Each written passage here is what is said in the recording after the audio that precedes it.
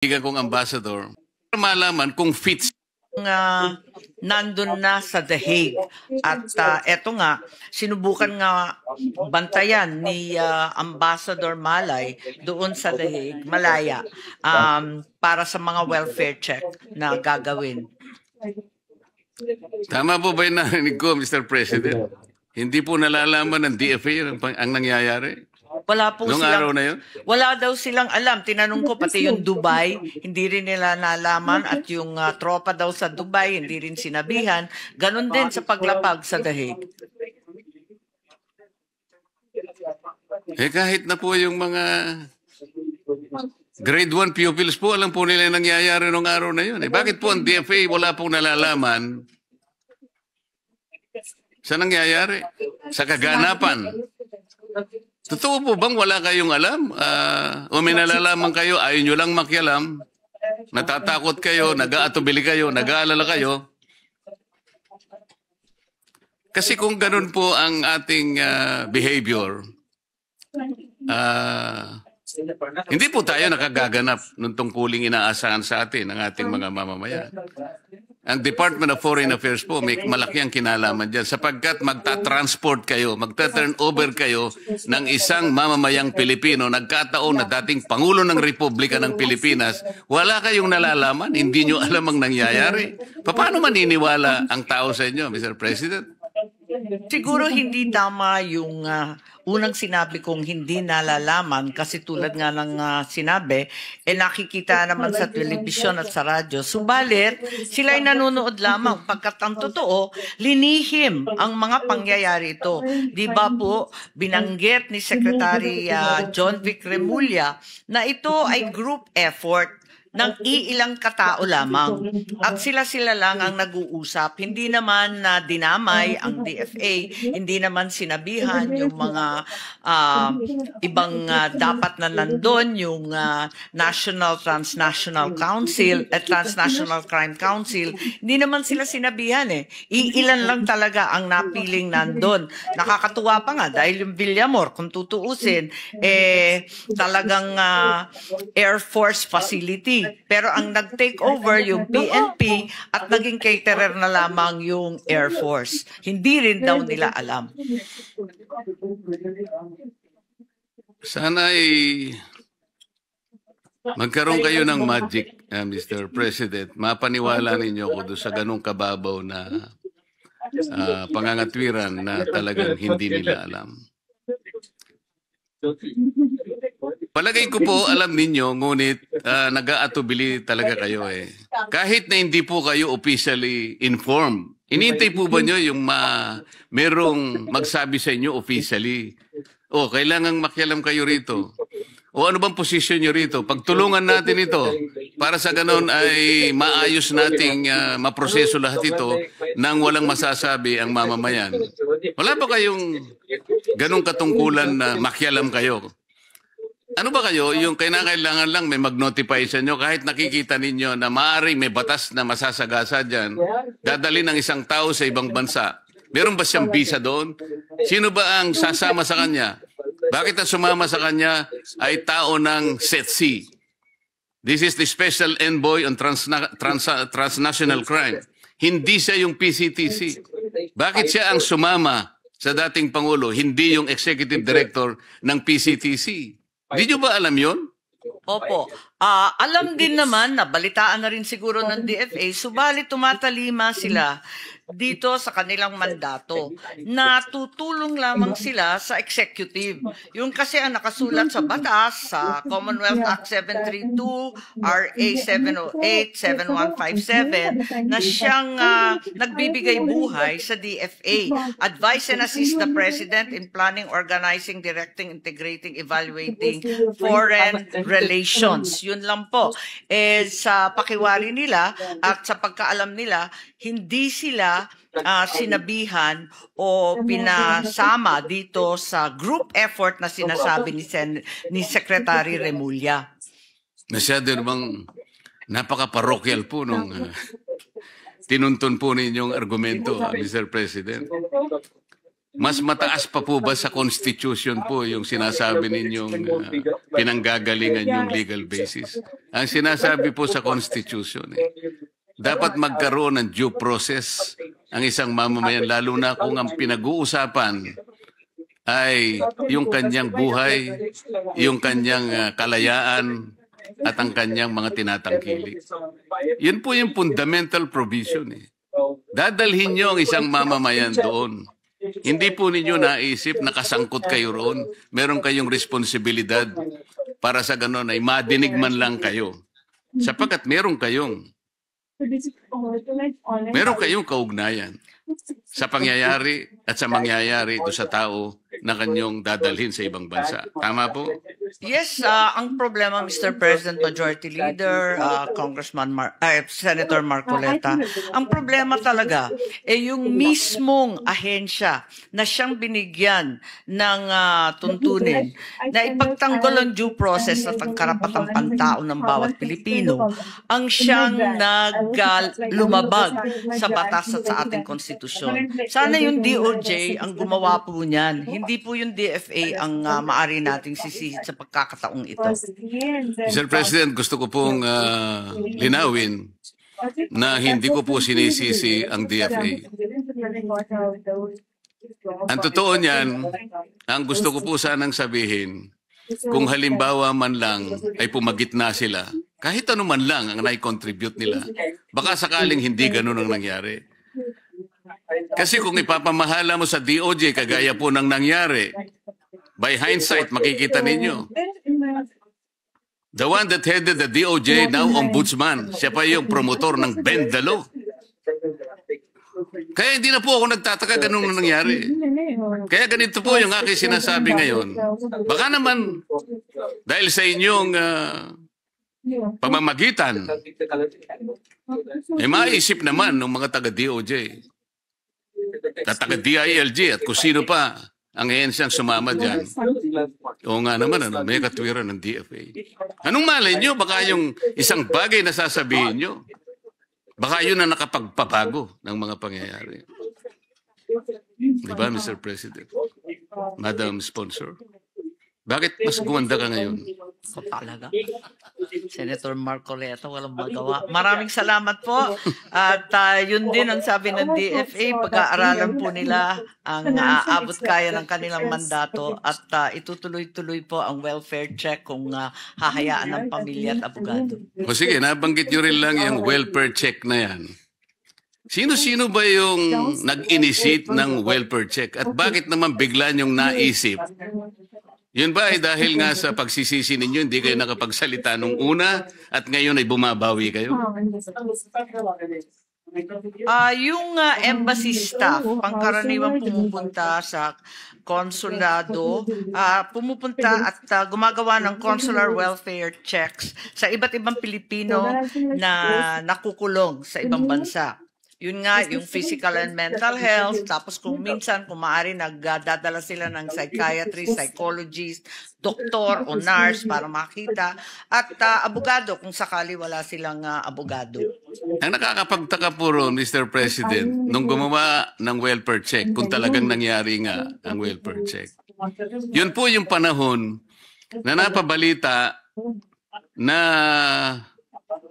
sinisikap ng mga partido dun sa ICC kung ano yung kalagayang pangkalusugan ng dating Pangulo. May nagsasabi kasi na meron na siyang cognitive impairment, kung ano man yon. Bakit doon lang kayo nakapag-isip na kailangan palang puntahan? Sino-sino po ba ang mga personalidad that constituted that welfare? Ang sabi po so pumunta sila 24 July, tapos bumalik ulit nung 9 September para siguraduhin na okay siya. Pero yun nga, ang balita, kinakailangan muna sabihan ng pamilya kasi akala nila talagang sinusugod sila, pati yung abogado kinabahan. Kung July po yun, malayo po yun. Kasi Marso pong dinala ang dating Pangulo sa The Hague. Kung pumunta kayo July, Matagal-tagal na po yun. Kaya sinasabi ko po, parang naugnay dun sa pangyayari na sisasatin ang Pangulo dahil nga hindi siya fit for trial dahil nga sa napabalitang problema sa kanyang kalusugan. Doon naman napabalita na nagkaroon ng welfare check. Parang ang nangyari po ngayon, kaya nyo chinecheck ay para malaman kung fit siya na mag-undergo ng trial. Yun po yung naging konklusyon ng representasyon ito. Sapagkat sana pagkarating o kaya regularly ginagawa yon, hindi kayo mapag-aalinlanganan na ginawa nyo lamang yon sapagkat gusto nyo talagang ma-check kung fit or hindi. Baka merong nag-utos o may nag-suggest na, sige nga, tingnan natin kung hindi siya fit for trial.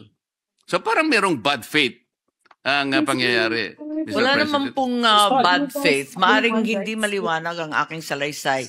Paglapag na paglapag, ang ating embahada ay pumunta kagad sa dating Pangulong Duterte upang magbigay ng toiletries, clothing, winter gear. Malamig pa kasi nung Marso. So, pumunta sila kaagad-agad, binigyan ng winter gear po. Tapos, sinabihan na nga yung ICC at yung Dutch authorities na i-examine siya kaagad-agad kasi marami na ngang sakit ang dating Pangulo at gusto nila magbigay din at tumulong para sa humanitarian visa para sa mga opisyal, individual, pamilya na lilipad sa The Hague.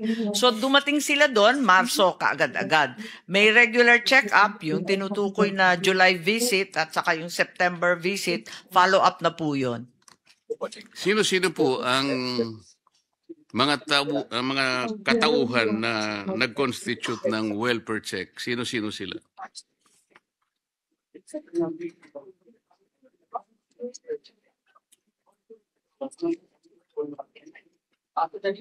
Ang pumunta po yung First Secretary Osias, tapos yung Vice Consul pumunta at sila na rin ang bumisita sa pagkatapos. Walang doktor po? Paano po naging welfare check yun? Wala palang doktor. Yung welfare check ng DFA ay para lamang sa mga basic needs, toiletries, winter gear, palibasa malamig pa nun, ganun lamang. Samantalang yung ICC detention facility, meron naman silang medical access at pinupuntahan ng doktor at linabas pa nga nung una si Presidente Duterte at in-examine sa ospital at binigyan na rin ng mga gamot. Pwede po bang malaman kung nakausap ang dating Pangulo ng mga taong pumunta roon at tingnan nga yung kanyang welfare? Nakausap po ba siya? At kung nakausap siya, ano naman po yung sinabi niya? Actually, kinakausap si Pangulong Duterte. Ang pagkadinig ko at ang pagkakwento ng DFA, tinatanong siya kung sapat ang kanyang pagkain, kung giniginaw siya, kung kakayanin niya yung pagkulong doon. At ang problema, kahit hindi niya makain yung pagkain sa loob, hindi naman sila, yung embassy at yung konsulado, hinayaan magdala ng Filipino food. Yun ang problema dahil pinagbawal po yun. Kaya ang mga pamilya nagre-reklamo na napakapayat na ng dating Pangulo. While you're there at that topic, can you ask the DFA if they have news about the breaking news now that former Secretary Harry Roque has been arrested in the Netherlands? It's in the news. Check it out if it's fake news or whatever. While it's in the breaking news, Mr. President, the DFA is still in the process of verifying as they've had no information from the Netherlands.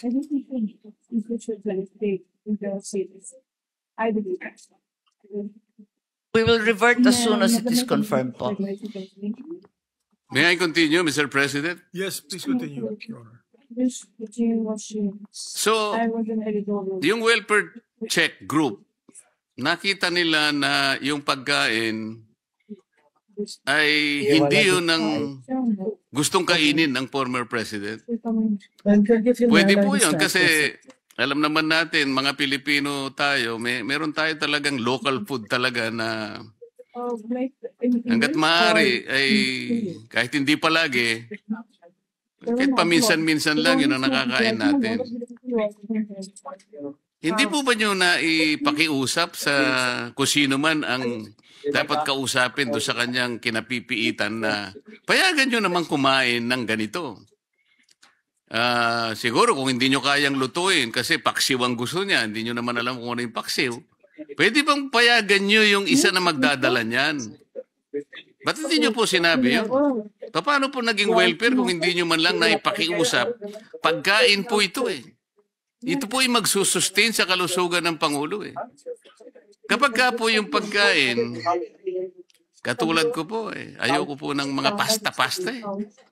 Mga, ewan ko po eh, siguro pansit okay sa, pero yung pasta hindi ko kinakain. Ito po dapat ang ginawa ninyo eh, ipinakiusap ninyo eh. Kasi kung hindi niya makakain yun, ay talagang papayat yung tao. Tama po, Mr. President? Yes, Mr. President, yan na nga ang rinereklamo pati ng pamilya kasi pinagbabawalan ng matindi nung detention facility, yung pagpasok ng anumang pagkain mula sa pamilya, sa mga OFW na sangkatutak na kalderon dinadala doon kung tutuusin, at mismo yung mga embassy. Ang totoo, isang buwan bago makapag-schedule ng welfare visit, pati ang pamilya, at kapag na-late, talagang yung isang oras mo ay babawasan ng oras na na-late ka. Mismo tayo po, Senator Marcoleta, pinagpilitan natin, mabisita ang dating Pangulo, hindi tayo pinapapasok. Talagang napakahigpit po nila. Mabuti na sabi mo yan, Madam Sponsor. Ayoko na sanang banggitin yan. Totoo po yan eh. Ako po nakiusap sa ICC. Meron po silang formularyo. Ito po, naririnig ng DFA. Online po yun eh. Pagkatapos niyong ma-fill up ang request ninyo, you will be given 15 days within which to wait kung na-approve po ang inyong application or not. So pinagtiyagaan ko po yun, Mr. President. Optimistic as I am, kasi po yung nakuha ko pong airfare ay kailangan umalis ako on the 14th. Iniisip ko naman na tamang-tama lang. At ako po, optimistic ako na pagbibigyan ako. Dahil sinabi ko lang naman po ron, kahit na ilang minuto lamang po, gusto ko lang makausap yung dating Pangulo because I wanted to personally thank him doon sa ginawa niya pong pagsuporta sa akin. Siguro naman po, hindi niyo ako masisisi na maging optimistic sapagkat kahit sino sigurong klase ng tao sa balat ng lupa, tatanggapin niya yung argumento na gusto mo lang magpasalamat ng personal. Sinabi ko naman po doon eh, I campaigned for the Senate at ito naman po ako ay hindi biro-birong endeavor. Napakalaki po ng kanyang nagawa sa aking palagay kung bakit narito po ako ngayon sa Senado. Ito po yung masakit, Mr. President.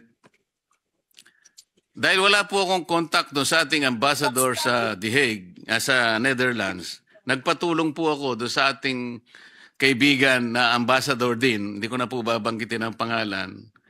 Tinext ko po siya, affirmative naman po kanya, o sige, paaabot ko yung ang iyong gustong ipaabot sa ating ambassador sa Netherlands. Sabi ko, paalis na ako. Hanggang sa ako po yung nakarating doon, nag-text po uli ako, nandito na ako. Sana matulungan man lang ako kasi hanggang ngayon, hindi ko po nare-receive po yung advice ng ICC kung makikita ko ang dating presidente o hindi. So, nagtiyaga po ako ng 2 araw hanggang sa pangatlong araw. Ang sinabi lamang po nung kaibigan kong ambassador, talagang mahigpit pala. Ang pinapayagan lang, Mr. President, ay mga family members at saka yung kasama sa legal team. Ang sabi ko po sa text message, kaya nga po nandiyan kayo eh. Kaya nga po tawag sa inyo, diplomat eh. Sa mga ganitong pagkakataon, we rely on your assistance. I am helpless. Nagpunta lang ako dito, hindi ako mamamasyal dito. I have only 4 days. Gusto ko lang siyang makita. Kung ayaw nila akong palapitin sa kanya o makausap ko siya, makawayan ko lamang siya. Hindi ba ako reasonabling request ito? Alam po ninyo, Mr. President, hindi man lang ako. Parang wala tayong ambassador sa Netherlands. Ganun po ba ang kalagayan ng isang Pilipino? Alam po nyo, ang pakiramdam ko nung araw na yon, at ngayon ay lalo kong nai-internalize po ang problema ng ating mga OFWs.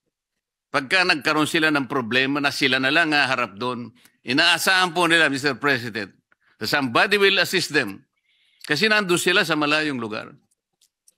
Kahit po pala isang senador. Hindi man lang ako kinausap.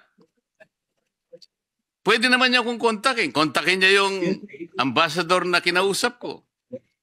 Kahit hindi niya ako puntahan personally, makausap ko lang siya. Pero wala po akong narinig mula sa kanya. I did not feel that I am a citizen of our republic. Ganun po ba ang treatment ng isang ambassador, Mr. President? Hindi po. At nakausap po ba ninyo si Ambassador Ed Malaya? Classmate rin po namin ni Secretary Tess Lazaro yun eh. Matulungin po yun. Ngunit ako, dinapitan ko talaga siya. Nabigo pa rin ako. Wala siyang nagawa, sa totoo lang.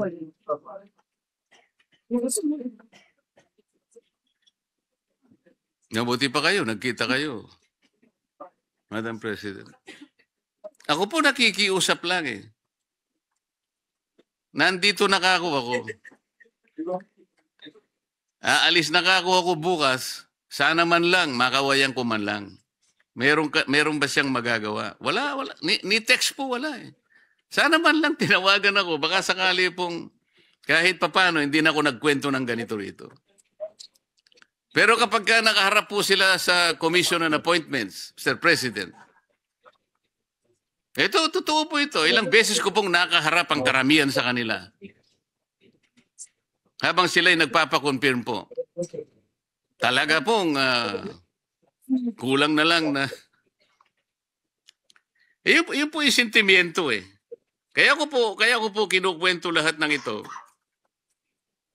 Mula po sa pagkakahuli sa kanya, pagkaka-detain at pag-transport, wala po lahat sa batas eh. Illegal lahat, irregular lahat. Hanggang ang kanyang pagiging akusado o respondent in The Hague. Gusto ko pong malaman sa DFA ngayon, nung tayo po ay mag-withdraw sa Rome Statute,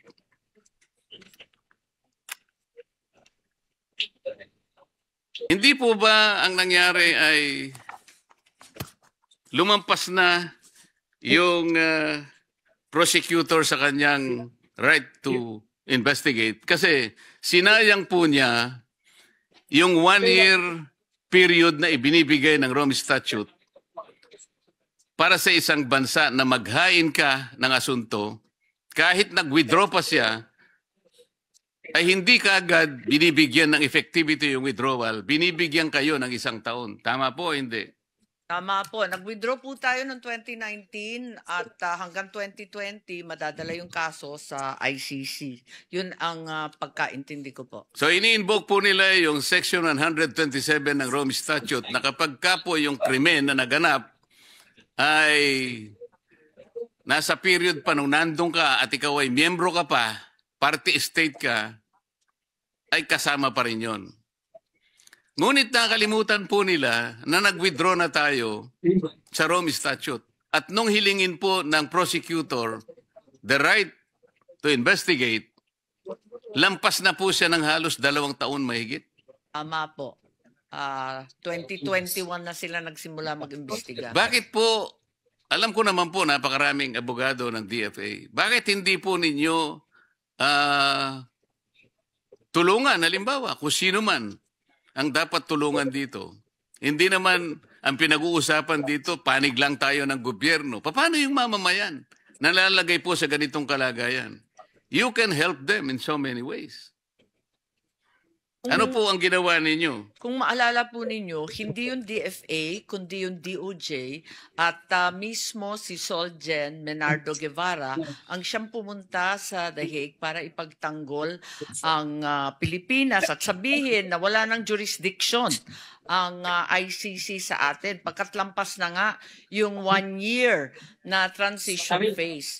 Kaya eto nga, pinaglalaban hanggang ngayon ng mga abogado ni Presidente Duterte dati na walang jurisdiction ang ICC sa kanya at sa buong Pilipinas at ito ay natalo sa unang pagkakataon, ngunit on appeal siya ngayon.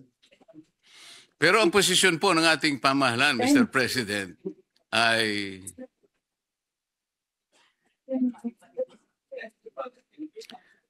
paiba-iba na nga, wala pa sa lugar. Ang tinatanong ko po ngayon, dahil ang posisyon ng gobyerno ay ganito, na ang nangyayari po, lahat po ng ahensya ay sumusunod kung ano yung posisyon ng pamahalaan. So kahit na po kaya niyong tulungan ang isang aggrieved citizen, kagaya po ng pinipilit natin ngayon, ay hindi po kayo gagawa ng initiative. Lalo na kayo po ang mag-i-initiate ng mga argumento na papanig sa kanyang karapatan. Tama po ba yung assumption na yun, Mr. President? Well, nakikialam o nakikilahok ang DFA kapag sakop ng kanilang mandato. Tulad nga ng sinabi, kung may kinalaman sana sa tratado, wala ngang extradition. Kung sana may kinalaman sa foreign policy, wala nang jurisdiction. Kaya eto nga, ang nangyari, yung SOJ sana ang aaksyon. Siya rin naman nagsasabi na wala daw jurisdiction, kaya ang ini-invoke yung sinabi po ninyo kanina, Section 17 ng RA 9851, at imbis na extradition theory ang kauna-unahang salaysay nila, biglang naging surrender na sa totoo lamang hindi pa nagagawa sa Pilipinas. Talaga naman first impression po yun. Ayun nga po, kaya natin binibigyan ng emphasis ito. Parang ang nangyari, kaya nila nagawa yon, ang assumption yata ng The Hague, ang ating bansa po ay hindi umiiral ang ating mga korte. Ang kanilang assumption that even our National Prosecution Service is functioning. So hindi po ba yung core basis ng Rome Statute ay yung principle ng complementarity, Mr. President? Tama po, maling-mali po ang sinasabi nila. Hindi failed state ang Pilipinas. Buhay na buhay ang ating korte, magagaling ang ating huwes at masigasig ang ating mga abogado. Hindi ko po alam yung sinasabi nila na wala ng judicial authority dito sa atin. Bakit hindi pa natin itapon yung ating Republic Act 9851, hindi naman natin sinusunod, Mr. President. Ang sinasabi rito, tayo ang merong jurisdiction dito sa mga international crimes, genocide. Kapag nangyari dito, Pilipino, andun po yung kondisyones Kung hindi natin re-respetuin ang sarili nating batas, itapon na lang natin, Mr. President. Sinasabi pa nga rito RTC po ang merong jurisdiction. Hindi po yung ICC. Wala naman po extradition treaty with ICC. Estado lang po ang merong extradition treaty. Yung ICC po, korte lang yun. Ang ibig ba sabihin, Mr. President, Mas mataas po ba yung ICC sa ating saligang batas? Hindi maari po yun. Sana sabayan po ninyo ako. Meron akong medyo controversial na bill. Sana suportahan ninyo na eto nga, nabawal yung surrender na walang warrant of arrest na nagmumula sa korte ng Pilipinas. At na-file ko na yun at ang kanyang nickname, ika nga, yung Rodrigo Duterte Bill. Pagkat maliwanag na linabag ang saligang batas at pati lahat ng international at local laws po. Opo. Tama po yun. Pero kailangan ulit-ulitin po natin. The authorities may surrender or extradite. May. Hindi pa po mandatory yun eh. Pag ginamit mo yung may, hindi po obligatory yun eh.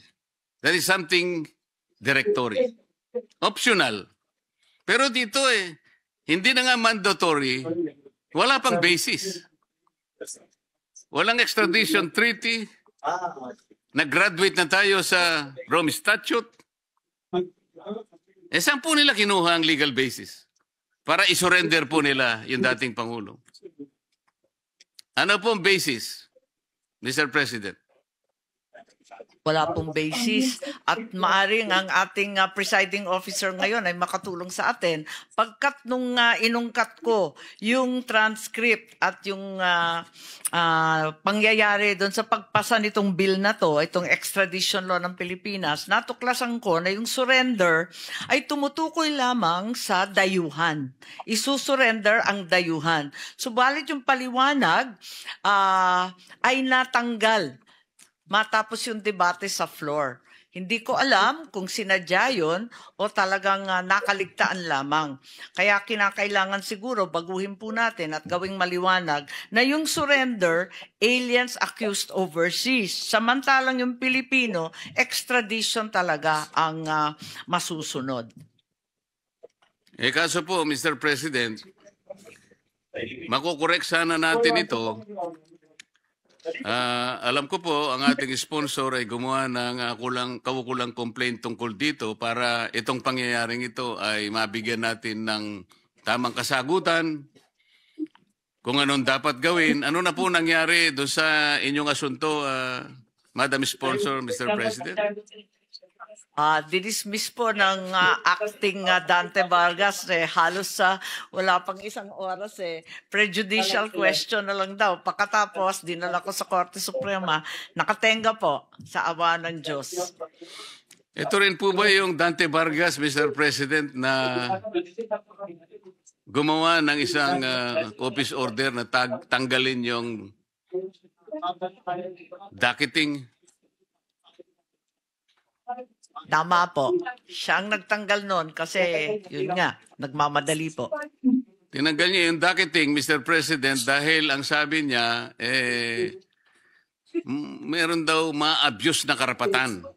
Hindi naman niya po sinabi kung paano makaka-abuse ng karapatan. Docket pa lang yun eh. Hindi niya naisip na pag inalis mo yung docketing, lalo namang ma-abuse ang maraming karapatan. Kasi kapag inalis mo yung docket, nawawala na po sa pagiging aktibo ang isang kaso. Sa makatwid, kung ikaw po humihingi ng clearance at inalis po yung docket mo, makakalibre ka na.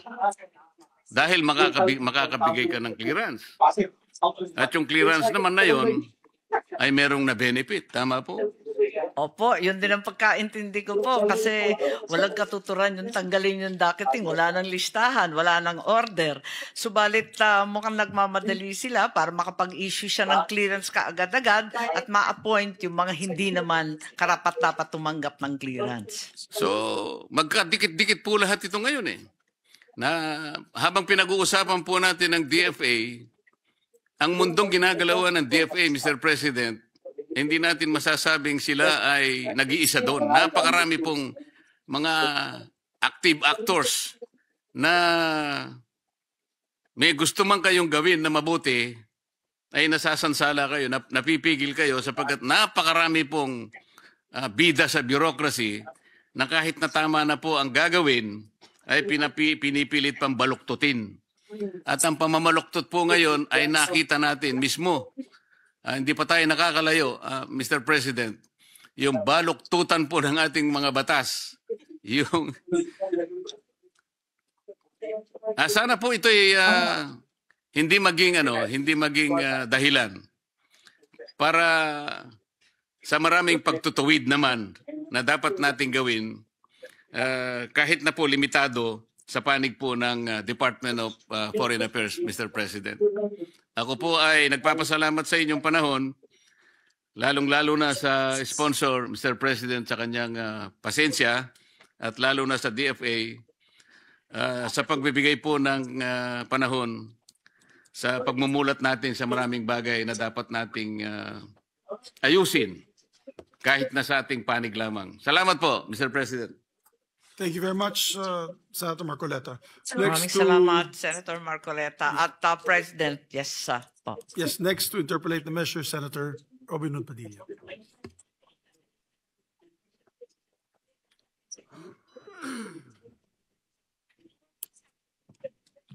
Maraming salamat po, Ginoong Pangulo. At kayo na rin po ang tumawag sa akin. Meron lang po akong hindi po tanong yung akin. Kung hindi, wala na po akong maidadagdag na tanong pa sa ginawa po ng ating pinunong higit, Senator Marcoleta.